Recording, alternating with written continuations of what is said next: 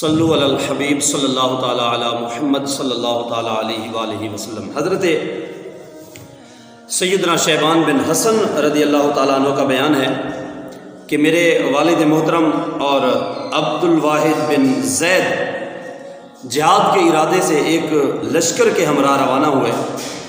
ہم نے ایک ایسے کنویں کے قریب پڑاؤ کیا کہ جو بہت چوڑا اور بہت زیادہ گہرا لمبا کنواں تھا۔ لوگوں نے پانی نکالنے کے لیے کنویں کے اندر ایک ڈول کو ڈالا تو ڈول سے رسی کھل گئی۔ تو آپ فرماتے ہیں کہ پھر ہم نے اس ڈول کو کنویں سے نکالنے کے لیے ایک شخص کو نیچے بھیجا اس رسی سے باندھ کر کہ وہ ڈول نکال لائے۔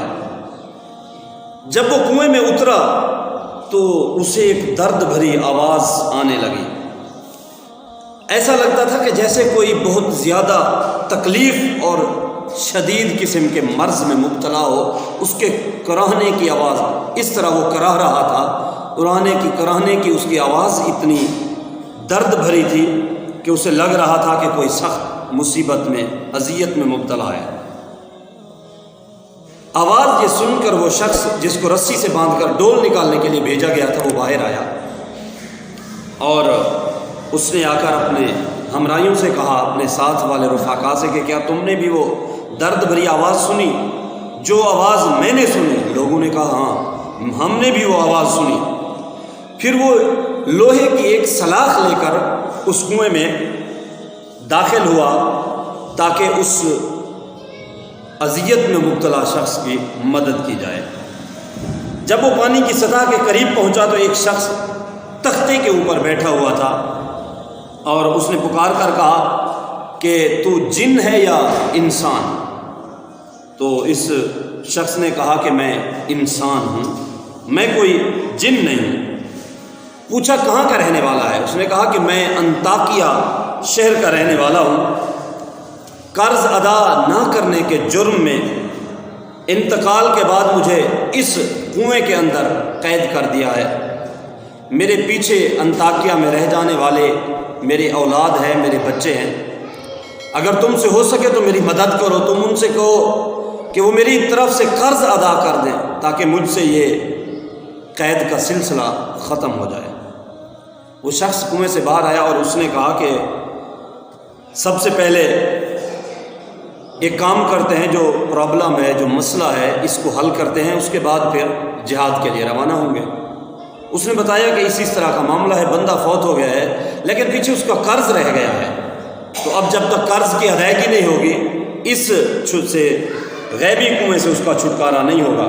وہ شخص انطاکیہ میں پہنچے، اس کا نام پتہ بتایا، اس کی اولاد تک پہنچے تو انہوں نے کہا کہ واقعی وہ ہمارے والد ہیں۔ یوں اولاد نے اپنی زمین بیچ کر باپ کا قرض اتارا۔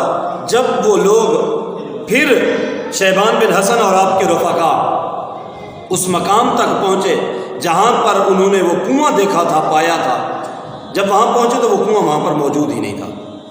اس سے مشرق مغرب شمال جنوب چاروں طرف انہوں نے دیکھا، کہیں قریب میں ان کو کنواں نظر نہ آیا۔ اتنے میں ان کو کافی وقت وہیں پر ہو گیا۔ انہوں نے سوچا کہ رہائش یہیں پر کر لیتے ہیں اور پھر اس کے بعد انشاءاللہ صبح آگے جائیں گے۔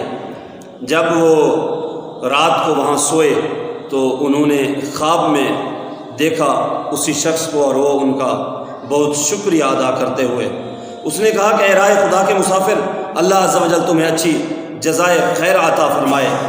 تمہاری کوشش اور خیر خواہی کی وجہ سے جب میرے بیٹوں نے میری طرف سے قرض ادا کیا تو میرے پاک پروردگار عز و جل نے مجھے کنویں کی قید سے نجات عطا فرما کر جنت کے اعلیٰ درجات میں پہنچا دیا۔ اللہ تبارک و تعالیٰ آپ لوگوں کو اچھا ٹھکانہ عطا فرمائے۔ اللہ کریم کی ذات ہمیں بھی اس پر عمل کی سعادت بخشے۔